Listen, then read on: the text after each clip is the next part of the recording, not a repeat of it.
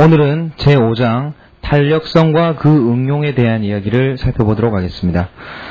여러분 또 많이 들어보셨겠습니다만은 경제학자들이 아니라도 자주 사용하는 용어로서 풍요 속의 빈곤이라든지 아니면은 풍년기근 현상이라든지 이런 말씀들을 많이 들어보셨을 겁니다. 이런 말씀을 들어보신 것은요, 예를 들어서 농사가 아주 잘 되어서 풍년이 되었을 때, 그렇다 하더라도 만약에 이 농산물의 가격이 훨씬 더 크게 떨어진다면 농부들은 오히려 더 가난해질 수가 있다는 거죠. 이런 현상들을 가리켜가지고 전통적으로 풍년기근 현상이라는 말을 많이 썼고요. 그 다음에 이렇게 농산물은 넘쳐나는데 또는 배추는 넘쳐나는데 농사 짓는 사람들은 왜 자꾸 손해만을 봐야 하느냐, 이런 현상들을 설명할 때 풍요 속의 빈곤이라는 그런 용어들을 많이 썼습니다. 자, 그럼 이와 같이 나타난 현실적인 이야기들을 경제학적인 논리로는 어떻게 분석될 것인지를 살펴볼 수가 있는 내용이 바로 이번 장에서 설명될 탄력성과 그 응용에 대한 이야기입니다. 자, 첫 번째 케이스가 풍요 속의 빈곤에 대한 이야기였다면, 두 번째 이야기는 여러분이 이제 책을 만들고 그 책을 파는 책의 이제 출판사라고 생각해 보십시오. 자, 여러분은요, 이 책의 교재가 된 이 맨큐의 경제학 하는 교재를요, 상당히 비교적 저렴한 가격에 구입하셨을 겁니다.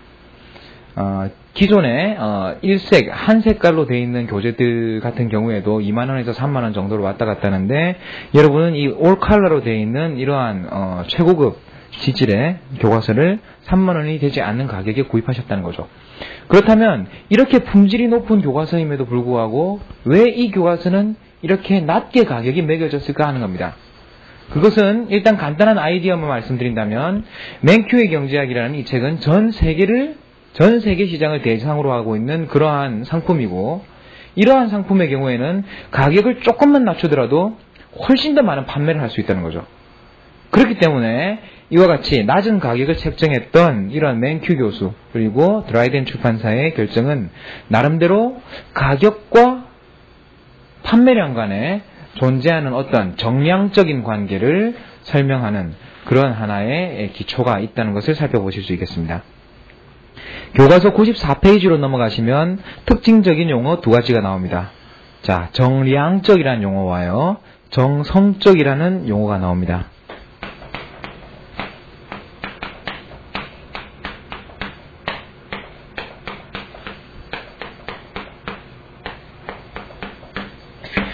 이 교과서에서 사용하고 있는 이 특징적인 이 두 가지 용어는 이런 뜻을 가지고 있습니다.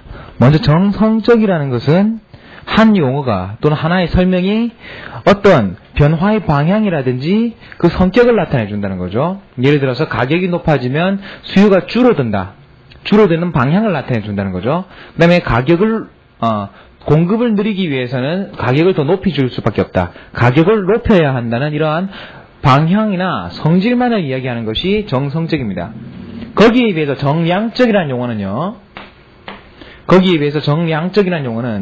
과연 공급을 늘리기 위해서는 가격을 높여줘야 되는데, 가격을 높이긴 높이되 얼마를 높여야 하느냐 하는 그런 물음. 과연 얼마를 높여준다면 석유 생산이 10만 배럴이 더 늘어날 수 있을 것인가, 이런 물음에 대한 답을 할 수 있는 것이 바로 정량적인 분석이라는 겁니다. 그리고 여기서 지금까지 우리가 해오던 정성적인 분석을 정량적인 분석으로 바꾸어주는 하나의 매개체가 되는 것이 바로 탄력성이라는 개념이죠. 예, 그래서 탄력성은 elasticity라고 해가지고 영어로 E로 나타내든지 이런 엡실론이라는 기호로 나타내기도 합니다. 자, 그래서 맨 먼저 수요의 탄력성, 공급의 탄력성을 설명할 때 수요의 탄력성을 교과서에서는 먼저 설명하고 있고요. 자, 수요의 탄력성을 결정짓는 요인이 무엇이냐 하는 요인을요, 아래 몇 가지 개념을 가지고 설명하고 있습니다.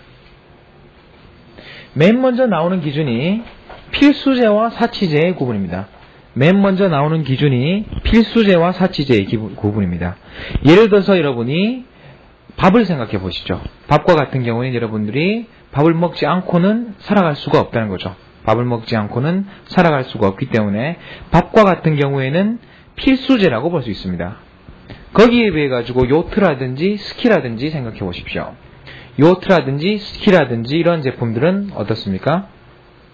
여러분들이 없다고 죽는 거 아니죠.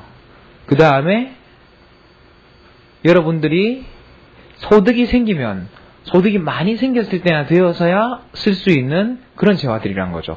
그렇기 때문에 쌀과 옷과 같은 이런 재화들을 가리켜서 필수재라고 부르고, 그 다음에 스키 장비라든지 아니면 이제 요트라든지 이러한 재화들이 되었을 때 이런 재화들을 사치품이라고 부릅니다.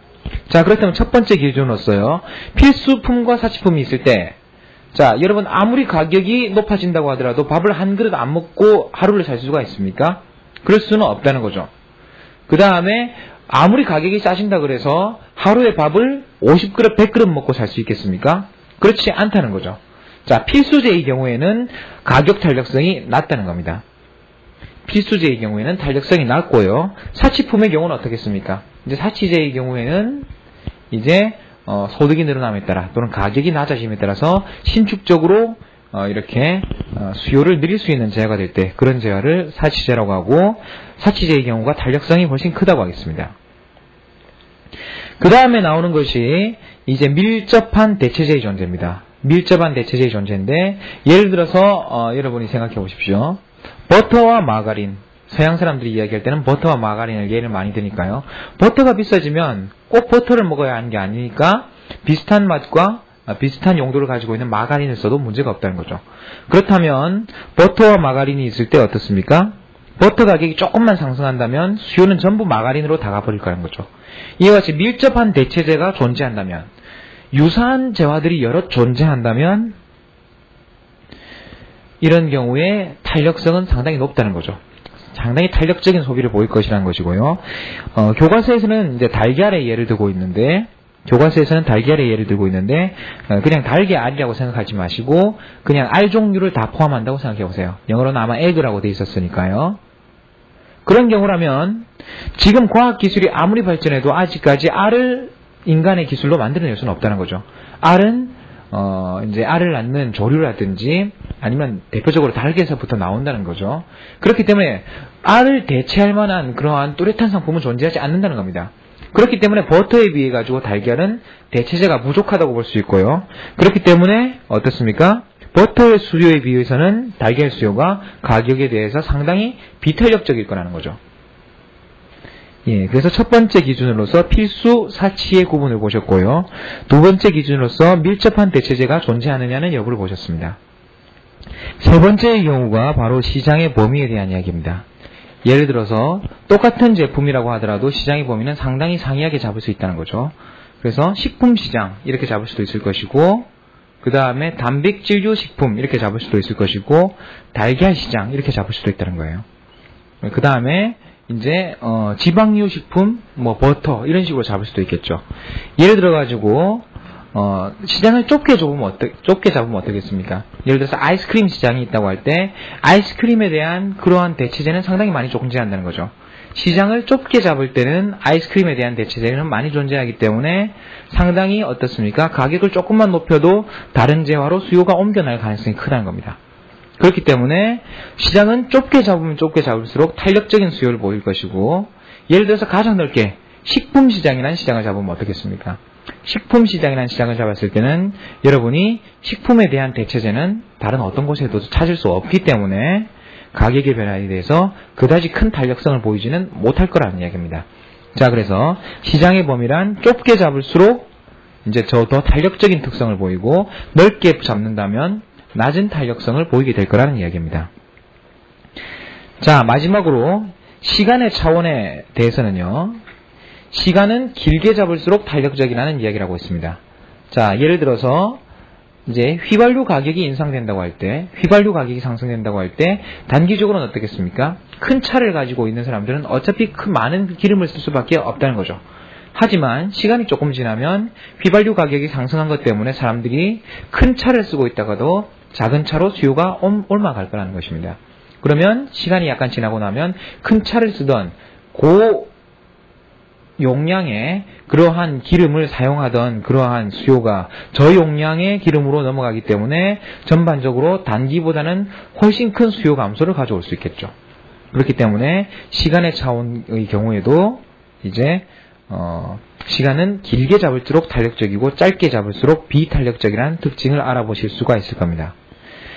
자, 이까지 내용을 해가지고요. 수요의 탄력성을 결정짓는 4가지 요인을 보셨는데요. 자, 그렇다면 지금까지 어떤 특징들이 발생하면 수요가 더 탄력적이 되는지, 또는 어떤 특징들이 발생하면 수요가 비탄력적이 되는지를 이야기했습니다. 그렇다면 과연 실제로 탄력성을 여러분에게 구하라고 할 때는 어떤 식으로 탄력성을 구하면 좋겠습니까? 자, 그에 대한 대답이 그 다음에 나와 있습니다. 자, 그래서 원래 탄력성의 정의라는 것은 독립변수의 변화율분의 종속변수의 변화율이라고 이야기합니다. 독립변수의 변화율분의 종속변수의 변화율이라고 이야기합니다. 자, 그렇다면 어떻습니까? 예를 들어서 가격이 독립변수이고 가격의 변화로 인해 가지고 수량의 변화가 나타난다고 생각한다면 가격의 변화율이라는 것은 어떻게 써보면 되겠습니까? 원래 가격이 있는데 가격이 변화한 부분이 있다는 거죠. 이렇게 되면 P분의 델타 P라고 쓰는 것은 가격의 변화율이라는 그런 값이 될 것입니다. 그 다음에 이제 종속변수의 변화율이라고 할 때 수량은 원래 Q라는 수량이 있었고 이제 만약에 델타 Q라는 만큼 변했다고 생각하죠. 그러면 분모는 가격의 변화율, 그 다음에 분자는 수요량의 변화율 또는 수량의 변화율이 됩니다. 자, 그렇다면 이 값은 어떻습니까? 우리가 아까 이야기했던 독립변수의 변화율분의 종속변수의 변화율이라는 그런 탄력성의 개념에 잘 맞아 들어간다는 거죠. 그래서 교과서에 나와 있는 식도 수요의 가격 탄력성이란 것은 가격의 변화율분의 수요량의 변화율이라고 이렇게 이야기를 하고 있습니다. 자, 이렇게 정의가 되는데 여러분은 실제로 계산하실 때는 약간 주의해 주실 점이 있습니다. 일반적으로 가격이 상승하면은 수량은 감소하게 되어 있고요. 일반적으로 가격이 상승하면 수량은 감소하게 되어 있고, 그래서 만약에 가격이 플러스의 방향을 보인다면 수량은 마이너스의 변화를 보일 거라는 겁니다. 그 점을 고려한다면 이와 같이 정의된 값에서는 수요 탄력성은 항상 마이너스의 값을 가질 가능성이 커진다는 이야기고요. 이렇게 된다면 변화의 정도를 표시해주는 탄력성으로서의 그런 표시 방법으로서는 그렇게 편리한 방법이 못 된다는 거죠. 그렇기 때문에 일반적으로 가격이 상승할 때 수량이 하락하는, 그래서 음의 값을 가지게 되는 특징이 있기 때문에 정의 자체를 탄력성의 경우에는 이 앞에 마이너스를 붙여서 많이 측정을 합니다. 자, 그래서 이 앞에 마이너스를 붙여서 측정한다 이렇게 알아두시고요. 구체적인 수요의 가격 탄력성에 대한 예가 교과서에 나와 있는데요. 예를 들어서 그 예를 하나 보겠습니다. 아이스크림 한 개당 가격이 2달러에서 2.2달러로 상승했습니다. 2달러에서 2.2달러로 상승했습니다. 그 다음에 수요는 얼마나 변했냐면요. 구입량이 10개에서 8개로 변했습니다. 자, 이렇다면 이 복잡한 공식을 쓰지 않더라도 여러분들은 벌써 무엇을 알 수 있습니까? 가격은 2달러에서 2.2달러로 갔으면 10%가 변한 셈이고요. 수량은 어떻습니까? 10개에서 8개가 되었다면 20%가 감소한 셈입니다. 자, 그래서 10%분의 20% 이렇게 직관적으로 바로 계산을 하더라도 어떻습니까? 2라는 값이 나온다는 거죠. 자, 그래서 우리가 탄력성의 기준은 보통 1을 기준으로 삼습니다. 그래서 가격이 10% 변해줬을 때 수량도 따라서 10% 정도 딱 변할 때 그때를 단위 탄력적이라 그래서 탄력성 1로 정의하고, 지금과 같은 경우는 어떻습니까? 탄력성 2가 나왔기 때문에 상당히 탄력적인 그런 케이스라고 볼 수 있습니다. 자, 이와 같은 케이스를 살펴봤는데요. 96페이지를 보시면 상당히 특이한 경우가 이야기되어 있습니다. 이야기되어 있습니다. 그래서 구체적으로 이와 같은 경우를 문제에서 요구하는 경우는 잘 나오지는 않지만 때로는 이런 경우가 있다는 거죠. 만약에 소비가 A점에서 B점으로 변할 때, A점에서 B점으로 변할 때 이때 가격은 4달러, 그 다음에 120개의 수요량이 있었고 B에서는 6달러, 그 다음에 수요량은 80개라는 것이죠. 자, 이와 같이 주어졌을 때 문제는 여기서 발생합니다. 똑같은 2달러의 변화라고 하더라도 4달러 측면에서 보면 몇 %가 변한 셈입니까? 50%가 변한 셈이 될 것이고요. 6달러 측면에서 보면 어떻습니까? 33%가 변한 셈입니다. 똑같이 120에서 40으로 갈 때 40개의 수요 감소에 대해서 A 쪽에서는 어떻게 보겠습니까? 이쪽에서 본다면 3분의 1의 수요 감소가 있었다고 볼 것이고 이쪽에서 보면 어떻습니까? 2분의 1의 수요 감소가 있었다고 보자는 것이죠. 볼 수 있다는 것이죠. 그렇기 때문에 이와 같이 A점에서 B로 이렇게 수요가 크게 변하는 경우에는 사실은 이쪽 A쪽에서 구한 탄력성과 B쪽에서 구한 탄력성이 상이할 수 있다는 것이고요.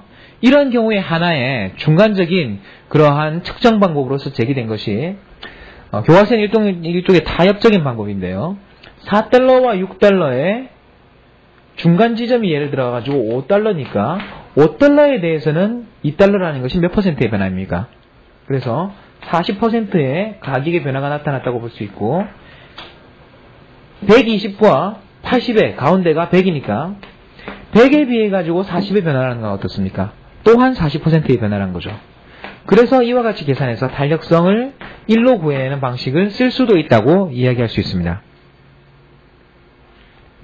자, 이래서 때로는 A점에서 측정하는 경우와 B점에서 측정하는 경우가 다르기 때문에 중간점을 사용하기도 한다 하는 예를 여러분의 이해를 돕기 위해서 하나 내놓은 셈입니다. 그 다음에 이제 다양한 모양의 수요 곡선에 대한 이야기가 나옵니다. 자, 여기서 수요 곡선의 형태에 대해서 여러분들이 정확하게 알아두셔야 될 필요가 있는데 여기서는 간단한 예를 통해서 여러분들에게 설명을 드리겠습니다.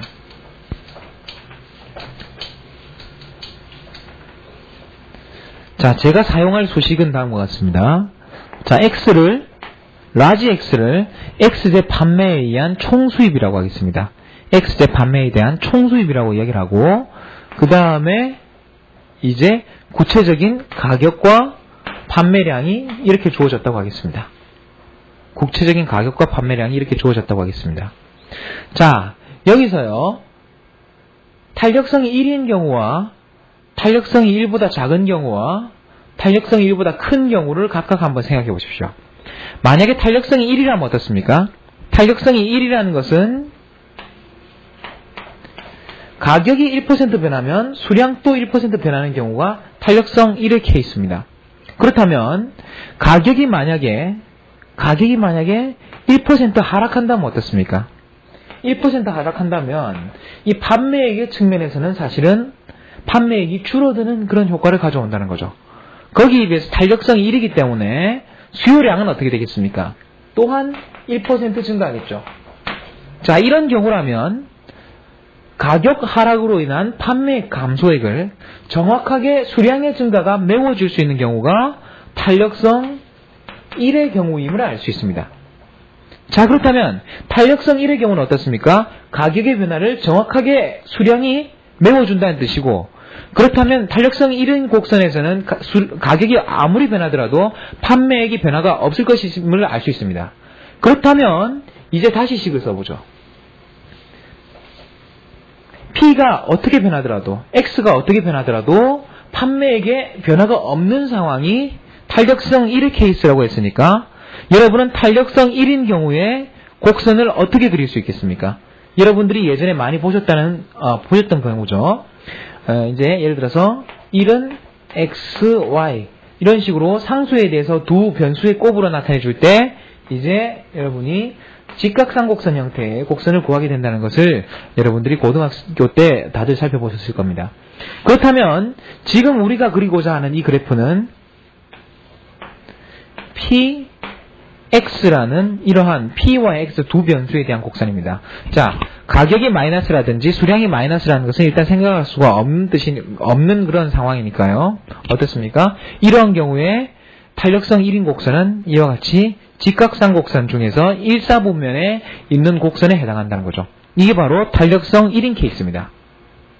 자, 이게 특징적으로 탄력성 1인 케이스고요.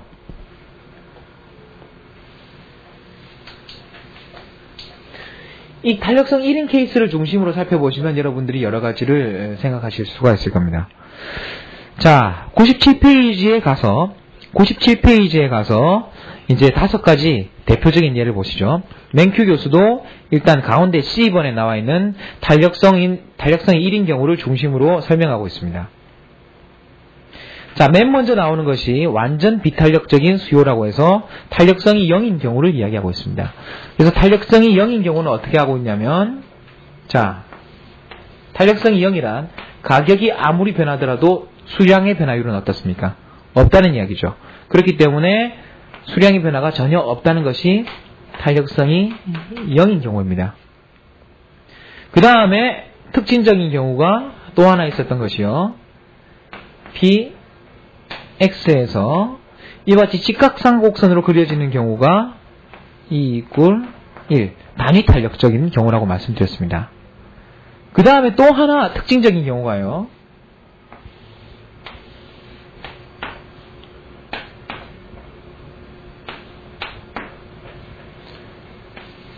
만약에 이에 비해서 탄력성이 무한대로 크다면 어떻겠습니까? 무한대로 크다는 것은 약간의 가격 변화에 대해서 무한대의 그런 가격, 수량 변화가 있을 것이라는 뜻이니까, 약간의 가격 변화에 의해서 무한대의 수량 변화가 있을 것이라는 뜻이니까, 거의 어떻습니까?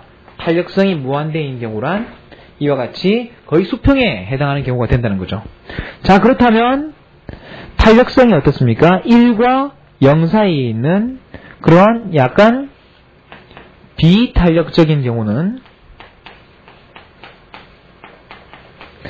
탄력성 1의 경우보다는 가격에 대해서 덜 민감하겠죠. 그렇기 때문에 약간 가파른 곡선의 형태가 될 것이고요.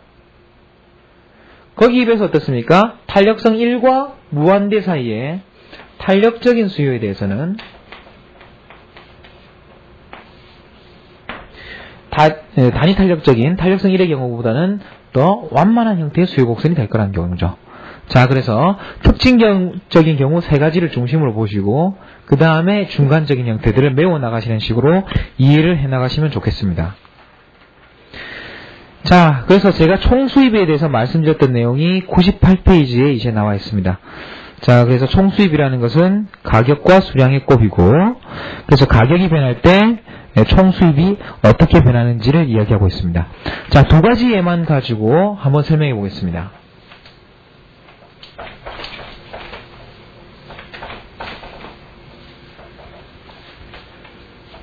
자, 먼저 수식으로 한번 이해를 해본다면요. X는 PX에서 만약에 지금 현재 탄력적인 경우라면 어떻습니까? 가격이 1% 하락할 때 가격을 낮추면 가격 변화보다 더 큰 수량의 변화가 나타난다는 것이 탄력적이라는 경우니까요. 그런 경우에는 어떻습니까? 판매액도 어느 정도 늘어나겠습니다. 자, 그렇다면 이것이 맞는지를 확인해 본다면 이쪽이 수량, 이쪽이 가격일 때 탄력적이라는 경우는 상당히 단위 탄력에 비해서 완만한 기울기를 가진다고 말씀드렸고요.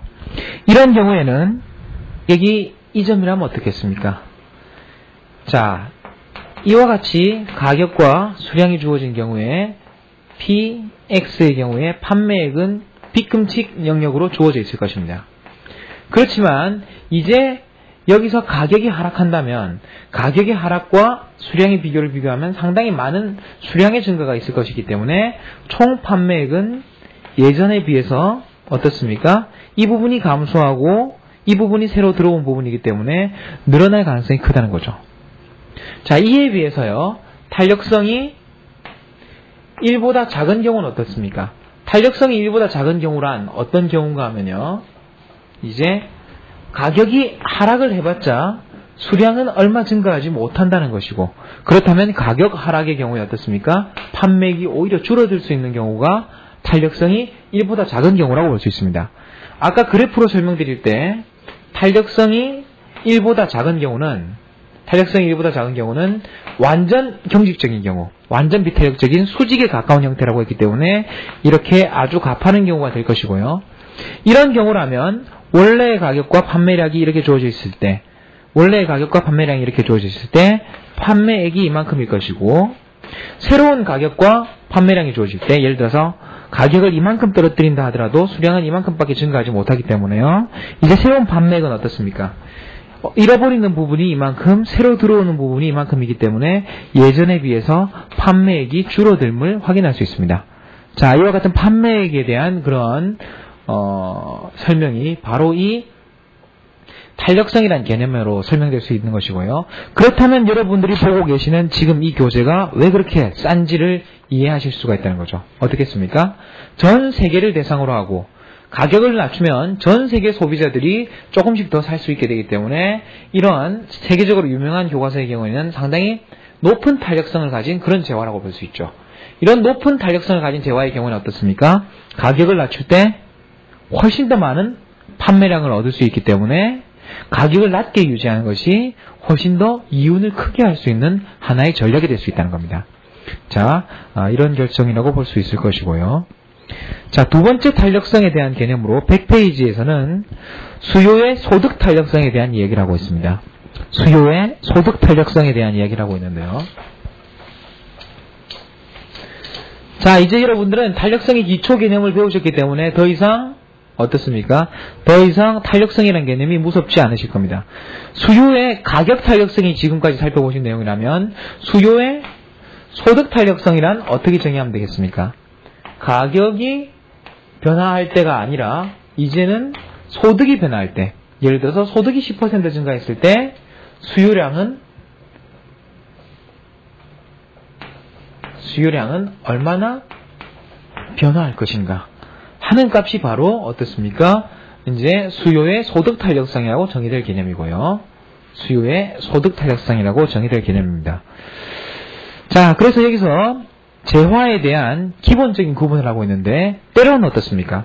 여러분들이 소득이 늘어나면 대부분의 재화들은 소비를 늘린다는 거죠.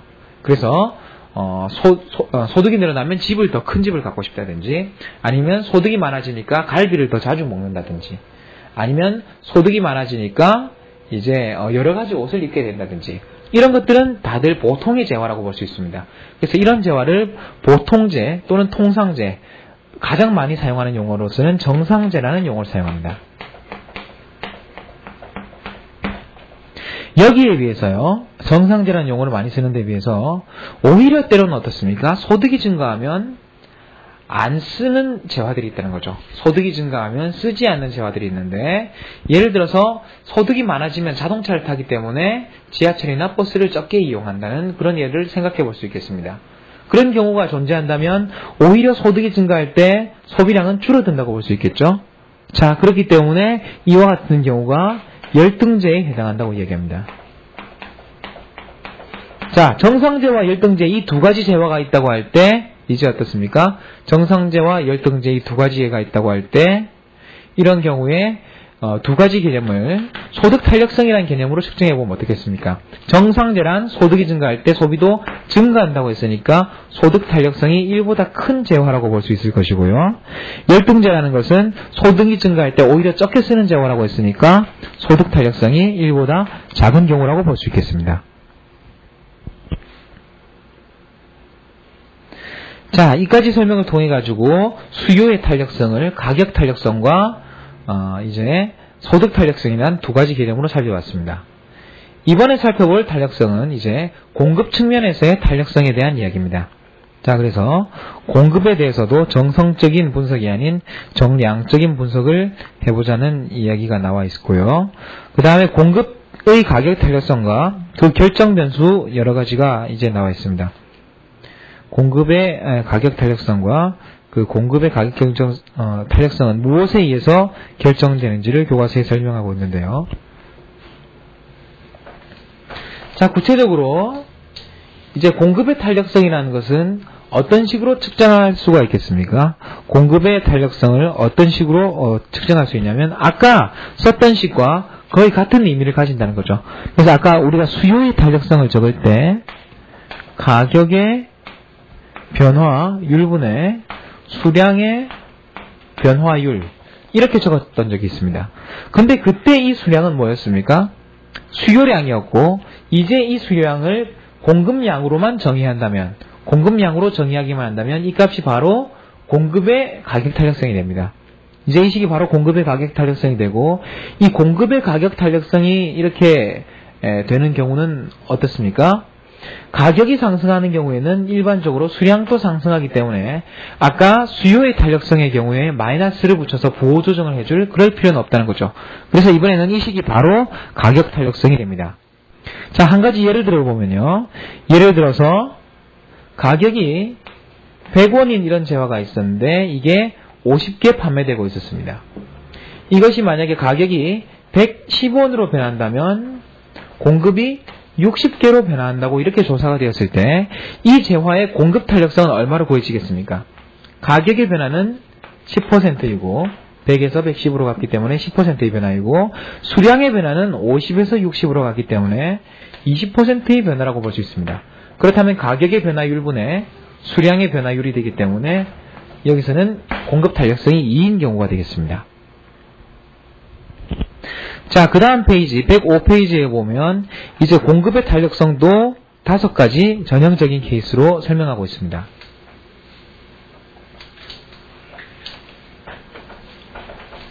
자, 이 경우 역시 아까하고 비슷하게 생각해 보시면요. 먼저 가격이 아무리 변하더라도 수량의 변화가 그다지 크지 않다. 이런 경우를 가리켜가지고 완전 비탄력적이라고 볼 수 있겠죠. 완전 비탄력적이라고 볼 수 있기 때문에 자, 공급 곡선이 이와 같이 주어진다면 완전 비탄력적인 경우가 되겠습니다. 거기에 비해서 탄력성이 0인 경우이고요. 탄력성이 1인 경우는 어떤 경우겠습니까? 탄력성이 1인 경우란 가격이 여기서 10% 변하면 수량도 10% 변한다. 예를 들어서 이만큼 소비를 하고 있는데 여기에 대해서 가격이 10% 변하면 수량도 10% 변한다. 이런 관계가 계속 유지가 된다는 거죠. 또 일정 비율 늘어나면 일정 비율 늘어난다. 이런 관계가 되기 때문에 공급의 탄력성이 1인 경우는 다름 아니라 공급 곡선이 원점에서 나오는 직선이 되는 경우, 이 경우가 계속 같은 비율의 가격 증가에 대해서 같은 비율의 공급량 증가가 나아가고 있기 때문에 이런 경우가 이제 전형적으로 탄력성이 1인 그런 공급 곡선이 되겠습니다. 그렇다면 어떻습니까? 이제 이 경우를 중심으로 두고요. 그럼 이제 또 한 가지의 전형적인 케이스로서 탄력성이 무한대인 공급 곡선을 생각해 보십시오.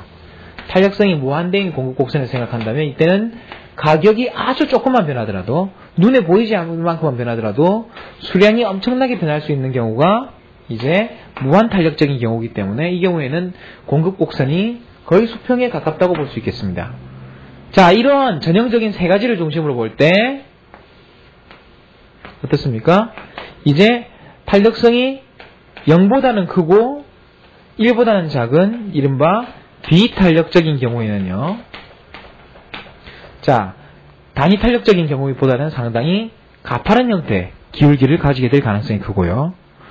그 다음에 탄력성이 1보다는 크지만 1보다는 크고 탄력성이 1보다는 크고 무한대와 사이에 있는 이런 값들이 해당하는 이제 이른바 공급이 탄력적인 경우는 어떻습니까? 이른바 공급이 탄력적인 경우에는 이 경우보다 상당히 완만한 기울기를 가질 가능성이 크다는 겁니다. 자, 이와 같은 내용이 105페이지에 잘 정리되어 있습니다. 자, 그림 5-7에서는 공급 곡선 위에 여러 점에서 가격 탄력성이 다를 수 있다 하는 이야기를 해가지고 만약에 공급 곡선의 기울기가 이렇게 가다가 점점 이렇게 가파른 형태가 된다면 초기에는 탄력적이다가 갈수록 비탄력적이 되는 경우가 있고요. 이런 경우는 사실은 일반적으로 나타납니다. 그래서 예를 들어서 경제의 유휴 시설이 존재할 때는 가격의 변화가 얼마 없더라도 얼마든지 공급을 늘릴 수 있지만 나중에는 공급을 늘리기 위해서는 어떻습니까? 상당히 가격을 높게 받을 수밖에 없는 유휴 시설이 존재하지 않는 상황이 오게 된다는 이야기죠. 자, 그렇기 때문에 5-7페이지에 나오는 그런 공급 곡선이 오히려 전형적인 공급 곡선이 될 수 있다는 경우가 나와 있습니다. 자, 이까지의 케이스를 통해서 여러분들은 어떻습니까? 수요의 탄력성을 가격 탄력성과 소득 탄력성이란 두 가지를 가지고 분석을 하셨고요. 그 다음에 공급 탄력성을 가격이란 측면에서 또 한번 분석을 해봤습니다. 그렇다면 이제 수요, 공급, 탄력성이라는 세 가지 개념을 여러분들이 정확하게 이해를 하셨을 것이기 때문에 이 세 가지를 가지고 다음에 몇 가지 케이스에 대한 답을 한번 구해보겠습니다. 자, 맨 먼저 나오는 케이스가 농업의 입장에서 반가운 사건이 농부들 입장에서는 나쁜 소식이 될 수 있을까 하는 이야기입니다. 역시 이런 이야기는 우리나라뿐만 아니라 미국에서도 비슷하게 존재했었던 것 같고, 농업 측면에서 기술 진보가 크게 나타난다면, 농업 부분에서 기술 진보가 나타나가지고 농업 공급이 늘어난다면 과연 그것이 농민들에게는 바람직한 사건인가 아니면 바람직하지 못한 사건인가 하는 것을 살펴보자는 거죠.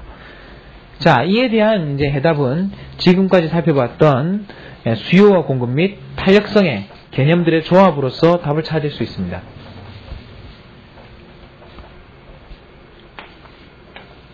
농업이란 어떤 상품입니까? 농산물에 대한 수요라는 것도 사실은 어떻습니까?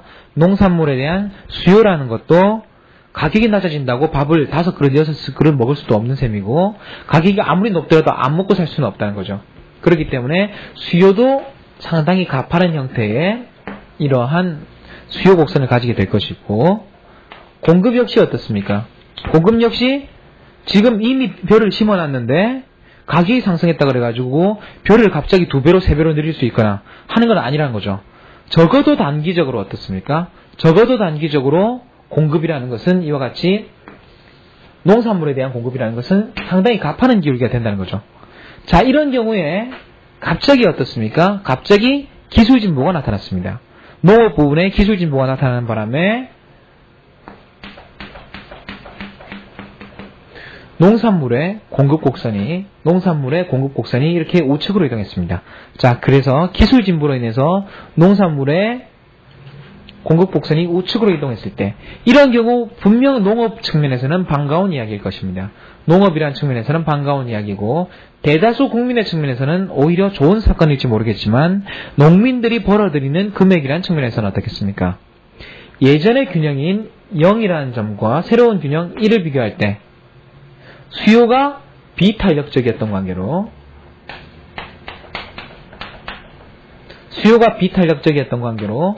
농산물 판매로 인한 판매액은 어떻습니까? 자, 이와 같은 경우에 판매액이 이만큼인데 비해 가지고 가격이 떨어지는데도 불구하고, 비탄력적인 수요라는 것은 가격이 떨어지는 것보다 수량이 회복해주는 이 크기가 그다지 크지 못하다고 했습니다.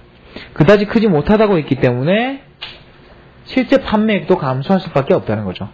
자, 그림으로도 확인할 수 있듯이 이때 판매액은 예전에 비해서 없어지는 부분은 이만큼이고 새로 들어오는 부분이 이만큼이기 때문에 예전에 비해 가지고 상당히 줄어드는 것을 알 수 있습니다.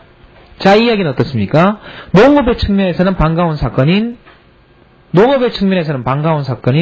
이러한 농업에서의 기술 진보가 오히려 농민들로서는 나쁠 수 있다는 거죠.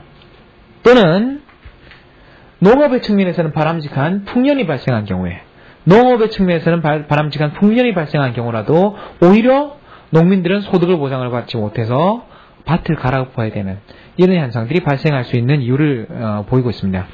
자, 이와 같은 현상들을 막기 위해서 실제로 미국에서는 미국의 농민들로 하여금 일정한 경작지를 생산되지 않도록 오히려 경작하지 않는 것에 대해서 보조금을 주었던 사건이 현실이 있다는 것을 108페이지의 간단한 만화를 통해서 설명을 하고 있고요. 그 다음 케이스가 이제 석유 수출국 기구에 대한 이야기입니다. 자, 그래서 석유 수출국 기구의 이런 고유가 정책에 대해서 여러 국가가 비판을 하고, 그 다음에 이러한 일종의 국가적인 카르텔이, 국가 간의 카르텔이 장기적으로도 형성될 수 있을 것인가에 대한 여러 가지 의문이 있었는데, 역사적인 그러한 경험에 의하면 이러한 국가 간의 그 유가 조작에 대한 그런 카르텔들은 단기적으로는 실효성이 있지만 장기적으로는 실효성이 없다고 증명된 바 있습니다. 단기적으로는 실효성이 있지만 장기적으로는 실효성이 없다고 증명된 바가 있습니다. 자, 이와 같은 케이스는 다시 한번 어떤 내용을 가지고 설명을 할 수 있냐면요, 이 역시 탄력성이라는 개념으로 설명할 수 있습니다. 예를 들어서 오펙이 석유 수출국 기구가 이제 석유라는 것은 공급도 그렇게 쉽게 늘릴 수 있는 것이 아니고 수요도 그렇게 쉽게 늘릴 수 있는 것이 아니니까요. 이와 같이 그랬을 때 단기적으로는 어떻습니까? 단기적으로는 수요 공급이 다 일단 늘리거나 줄이거나 하는 것이 쉬운 일이 아니기 때문에 단기적으로 만약에 오펙 국가들이 석유에 대한 감산을 한다면 0이란 그러한 균형에서 1이란 새로운 균형으로 옮겨갈 때 판매액은 어떻습니까? 가격에 의한 상승분은 상당히 큰데 비해 가지고 수량에 의한 감소분은 상당히 작기 때문에 판매액은 어떻습니까? 상당히 커질 가능성이 크다는 거죠. 단기적으로는 판매액이 커질 가능성이 큰데 비해 가지고 장기적으로는 어떻게 되겠습니까?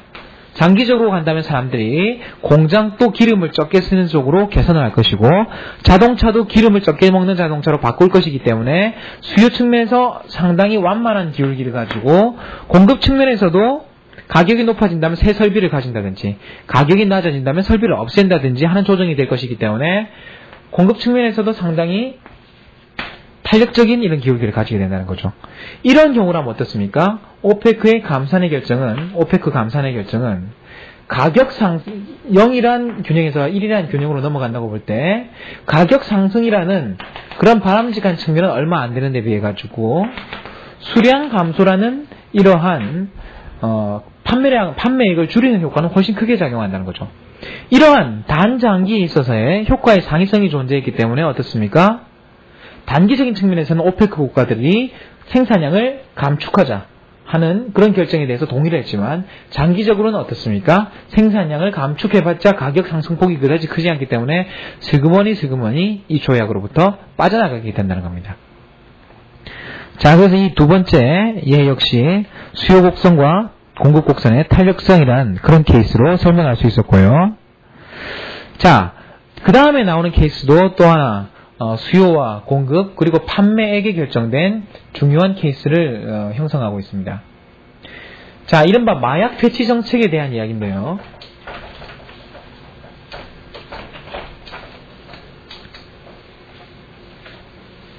이른바 마약 퇴치 정책에 대한 것인데 여러분들은 세 가지 측면에서 바라보십시오. 자, 첫 번째 사회는 마약 수요량을 줄이려고 합니다. 마약 사용량을 줄이려고 합니다. 그 다음에 마약 관련된 범죄를 줄이고 싶어 합니다. 그 다음에 만약에 마약 공급량, 마약의 그런 거래량도 일정하고 범죄량도 일정하다면 자, 마약을 거래한 사람들에게 돌아가는 이익 또는 마약 거래자들에게 돌아가는 그런 판매액은 어떻습니까? 그 판매 총액은 적을수록 바람직하다고 보겠죠. 범죄량이 일정하고 그 다음에 마약 거래량이 일정하다고 할 때 마약 거래를 한 사람들에게 어떻습니까? 마약을 공급한 사람들에게 돈을 많이 줄 이유는 전혀 없다는 거죠. 돈을 많이 줄 이유는 전혀 없기 때문에 이 세 가지 케이스를 놓고 이제 한번 분석을 해본다면요. 자, 마약의 거래량을 줄이는 방법에는 두 가지가 있습니다. 마약의 거래량을 줄이는 방법에서는 두 가지가 있는데 첫째 어떤 방법이 있겠습니까? 마약 소탕 작전을 펴서 마약의 공급을 줄이는 방법입니다. 두 번째, 마약을 사용할 여지가 있다고 생각되는 또는 예전에 마약을 사용했던 사람들에게 재활교육을 시킴으로써 마약에 대한 수요를 줄이는 방법이 있겠죠. 이해가시죠? 이렇다면 두 가지 케이스 다 어떻습니까? 두 가지 케이스 다 마약의 거래량을 예전 수준에 비해서 상당량 줄일 수 있다는 것은 같습니다. 마약 퇴치 작전 하나, 마약 사용자들에 대한 교육을 하나, 일단 마약 거래량에 대한 측면에서는 줄일 수 있다는 측면에서 똑같습니다. 그렇지만 한번 보십시오. 이와 같이 공급을 제한시킴으로써 마약 거래를 줄이려고 한 경우에는 마약을 똑같은 양을 사기 위해서 사람들이 얼마만큼의 자금을 준비해야 됩니까? 마약을 사기 위해서는 사람들이 이만큼의 돈이 있어야 된다는 이야기죠. 거기에 비해서 수요를 통해서 줄인 경우에는 마약을 사기 위해서 들여야 되는 돈은 이만큼밖에 되지 않는다는 겁니다. 자, 똑같은 마약을 구입하지만 어떻습니까? 똑같은 마약을 구입하지만 수요를 줄인 경우가 공급을 줄인 경우보다 훨씬 판매액이 적다는 거죠. 그렇기 때문에 똑같은 마약이 거래될 때 마약 거래자들, 마약 공급자들에게 주로 돌아가는 그러한 판매액이 줄어들음으로써 장기적으로는 마약 공급자들의 수까지 줄일 수 있다는 것이고요. 그 다음에 어떻습니까? 사람들이 마약을 비록 구입하더라도 그 구입액이 얼마가 안 되기 때문에 마약 구입액을 얻기 위해서 살인을 한다든지 강도를 한다든지 그런 일들은 줄어들겠죠. 장기적으로 어떻습니까? 마약 공급자들이 줄어든다면 도시에서 총격전을 하는 그런 사건들도 줄어들겠죠. 자, 그렇기 때문에 이 세 가지 측면 어느 쪽으로 보든지 공급을 제한하는 그러한 정책보다는 수요를 통제하는 이러한 정책이 훨씬 더 우월했다는 결론을 내리고 있습니다. 자, 그래서 이번 시간에는 수요와 공급, 그리고 이러한 수요와 공급에 대한 정량적인 분석인 탄력성에 대한 분석을 살펴봤고, 다음 시간에는 수요와 공급에 대해서 과연 정부는 어떤 식으로 개입을 해야 할까냐는 그러한 수요와 공급 및 정부 정책에 대한 설명을 하도록 하겠습니다.